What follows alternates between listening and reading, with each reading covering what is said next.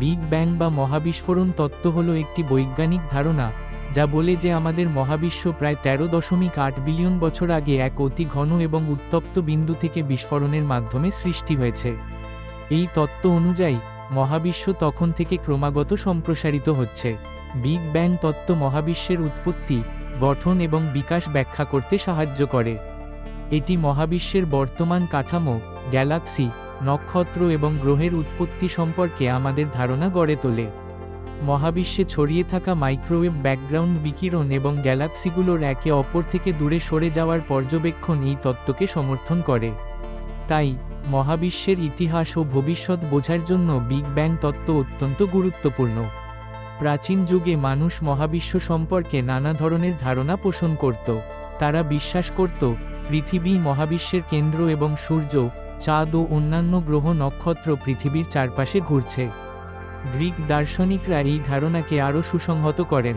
Pythagoras, Plato এবং অ্যারিস্টটলের মতো দার্শনিকরা মনে করতেন মহাবিশ্বের গঠন ও চলাচল নির্দিষ্ট নিয়মে পরিচালিত হয়।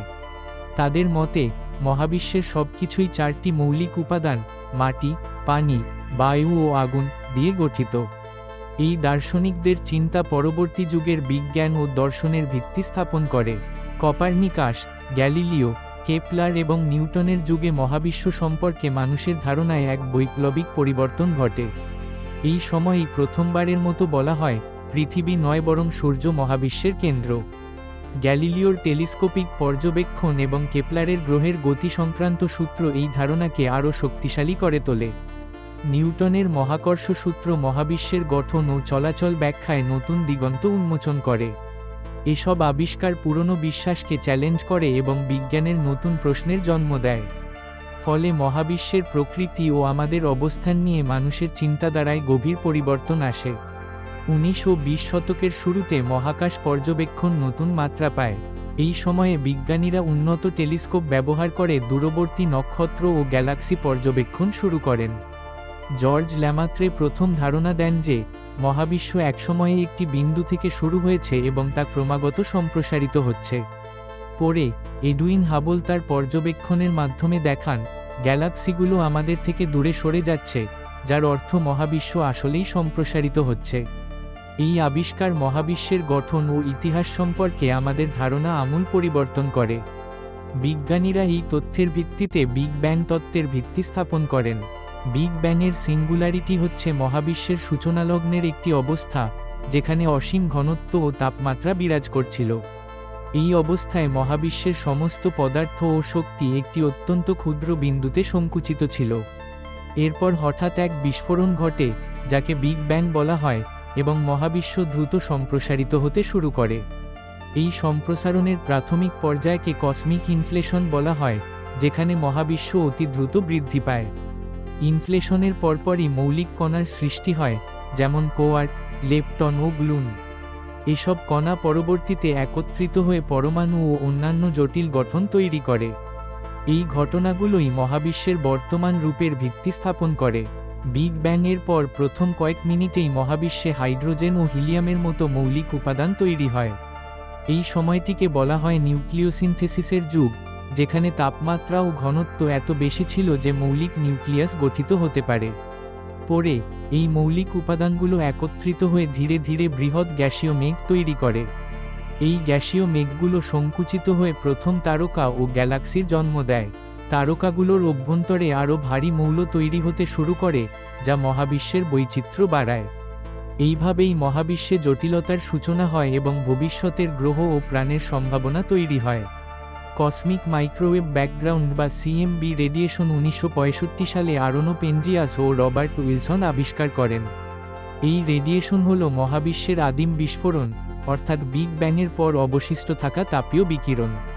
সিএমবি রেডিয়েশন মহাবিশ্বের সর্বত্র সমানভাবে ছড়িয়ে আছে এবং এর তাপমাত্রা প্রায় 2.7 কেলভিন। এই সমান ও অভিন্ন বিকিরণ প্রমাণ করে যে মহাবিশ্ব একসময় অত্যন্ত ঘন ও গরম অবস্থায় ছিল। বিগ ব্যাং তত্ত্বের পূর্বাভাস অনুযায়ী এমন একটি বিকিরণ থাকার কথা যা পরে সিএমবি হিসেবে শনাক্ত হয়। তাই সিএমবি রেডিয়েশনের আবিষ্কার বিগ ব্যাংয়ের শক্তিশালী বৈজ্ঞানিক প্রমাণ হিসেবে বিবেচিত হয়। এটি মহাবিশ্বের উৎপত্তি ও বিবর্তন বুঝতে বিজ্ঞানীদের জন্য এক গুরুত্বপূর্ণ সূত্র।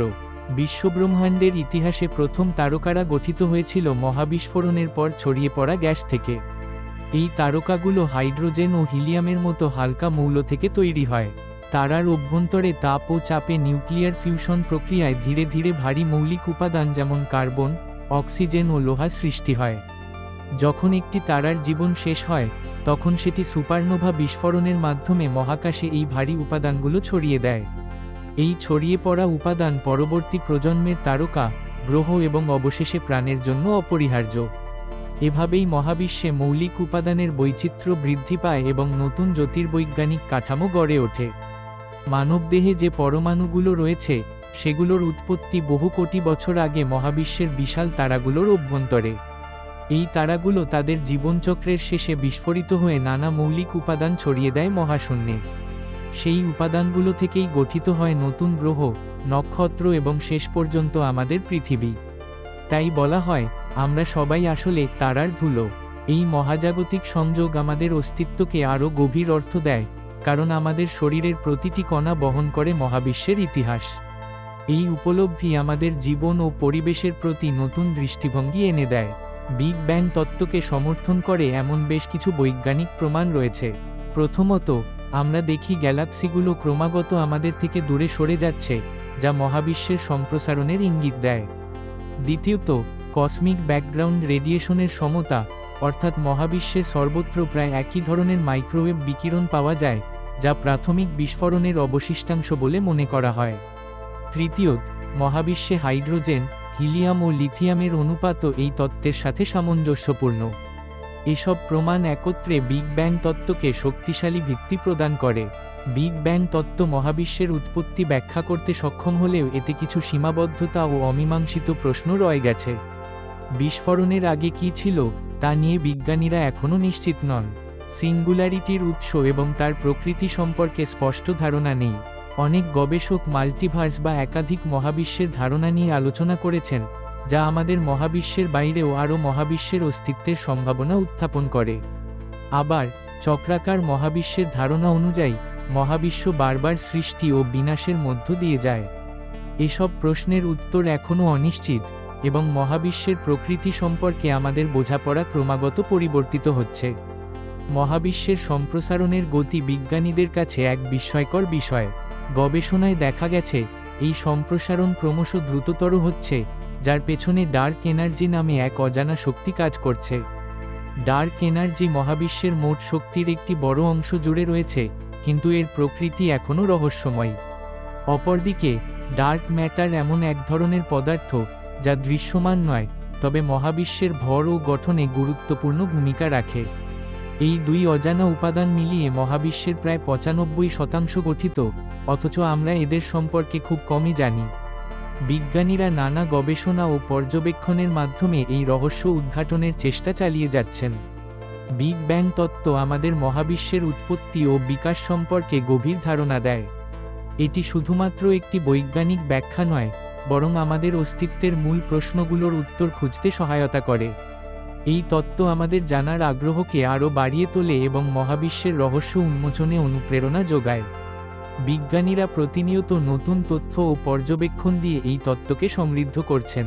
তাই, বিগ ব্যাং তত্ত্ব আমাদের জ্ঞানের পরিধি প্রসারিত করার এক অনন্ত যাত্রার অংশ।